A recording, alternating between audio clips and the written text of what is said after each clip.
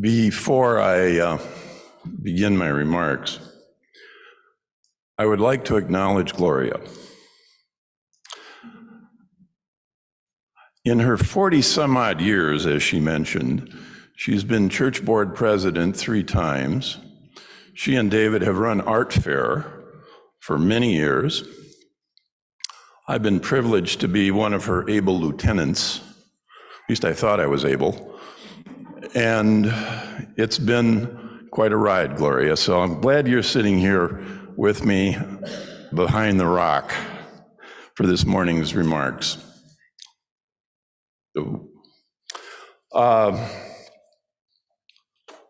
Last summer, I had the opportunity to do a worship service. And for those of you who did not take careful notes, I may repeat some of the tidbits that I mentioned in that. The original idea for this sermon actually came out of a bit of whimsy. I asked myself the question, why do I sit where I do?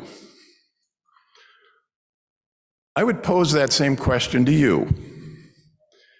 Why do you sit where you sit? I have an explanation as to why I sit there. When my son Ben was 5 years old, we came into the service for the first time together, and he grabbed my little pinky. We descended the stairs, and he walked right over to those 2 seats, and we sat down. And to this day, Ben will actually be 45 in September, I like to honor that tradition. But I've also found there are other benefits to it. You sit right next to the piano, and the choir is right above you. Well, you have to imagine that. And the music just wafts over you. Now, that's my story. What's yours? Actually, we're going to have a little fun with this. Vicki, you sit there most of the time that I've recognized you. Why do you sit there? Because I'm hard of hearing, and so it's easier for me to... Nello, you sit up in the second deck there. I'm not sure why, but...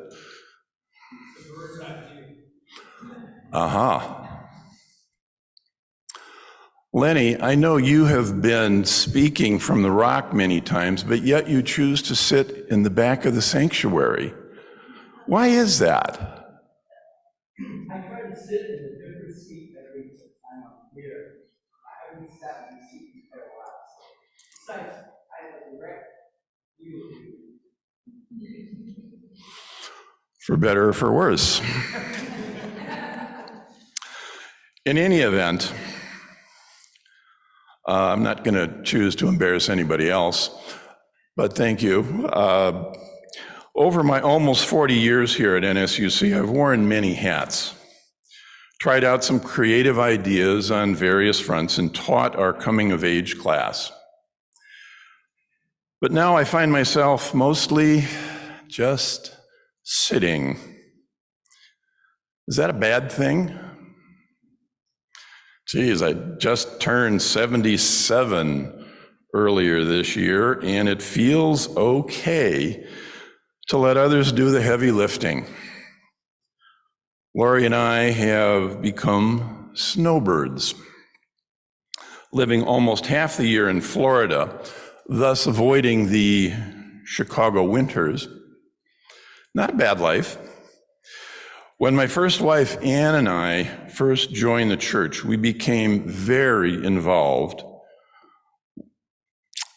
Within weeks of signing the book, I became the finance chair. The exuberance of youth. After our daughter Ellie finished affirmation, I was allowed to teach the class. Somewhere in those 17-odd years of teaching affirmation, I reconnected with the writings of Teddy Roosevelt, and a speech he delivered at the Sorbonne in 1910. It is not the critic who counts, or the man who points out how the strong man stumbled, or where the doer of deeds could have done them better. The credit belongs to the man who is actually in the arena, whose face is marred by dust and sweat and blood, who strives valiantly, who errs, who comes up short again, then again, because there's no effort without error and shortcoming. But who does actually strive to do the deeds, who knows great enthusiasms, the great devotions, who spends himself in a worthy cause, who at least knows in the end the triumph of high achievement, and who at worst, if he fails, at least fails while daring greatly. So his place will never be with those cold and timid souls who neither know victory nor defeat. I've read that many times, and half the time I get choked up reading it. I'd like to think of Teddy as a Unitarian. After a while, I made a few changes as I was teaching affirmation and created the woman in the arena.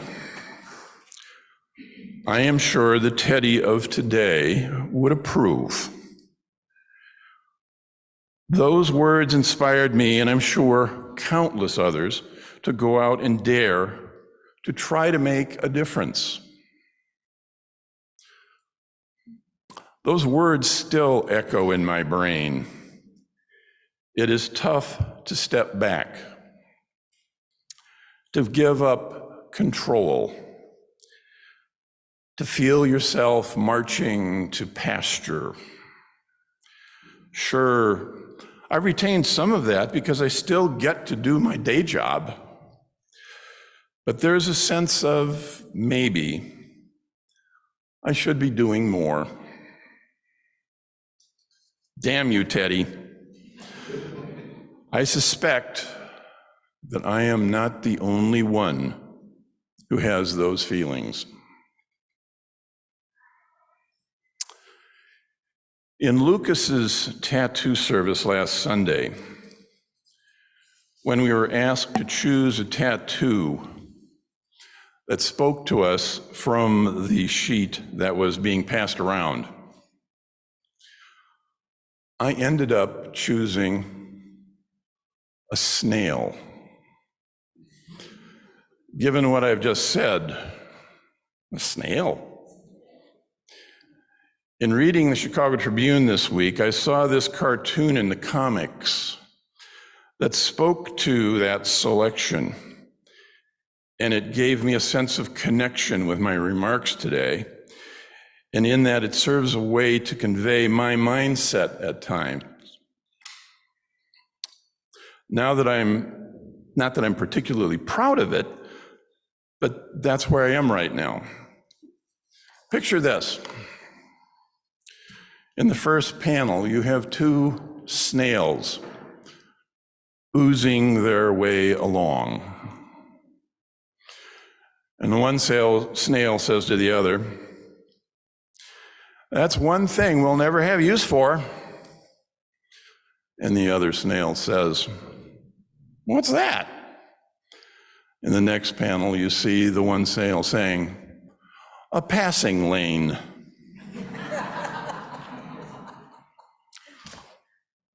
I thought it was funny. I guess we need to laugh at ourselves in this world we're in. But the notion of just sitting is one that we as a congregation need to take a look at. We are an aging population, for the most part, and I'm certainly one of them. We are in a position, though, where we have a very, very fine product to offer the rest of the world. During these times of uncertainty, when we're dealing with divisions politically, environmental calamity, and recent financial stressors, we can be a haven for those seeking solace. We can lure people from the community to this magnificent sanctuary. Aside from the art fair and the rummage sale, we can host an evening of discussion of important issues by bringing in speakers. Our recent evening with the speaker on gun control in Lake County being an example. We should do more of those. We can showcase our musical talent. Catherine?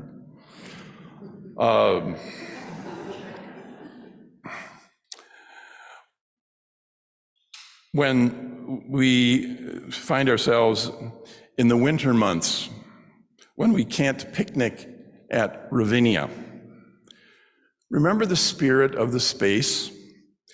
When we were treated to various forms of musical expression in the dark of winter, with the fused glass windows aglow. I'd love to see that happen again, but we'll be down in Florida, just sitting. Maybe, just maybe, someone else could pick up the baton and run with it. I could still help from a distance. On the other hand, there is something to be said for just sitting and enjoying the glorious expanse of sky and clouds. But after a while, a hint of guilt starts to creep in. Maybe I can do something to keep it at bay. Along these same lines, in talking with Marge Howard in the hearth room last Sunday prior to the service, I mentioned that I was doing a service this Sunday, and she commented on the fact that, you know, life is pretty good. You've got good health, fairly well off, and hey, I'm allowed to be grateful for it.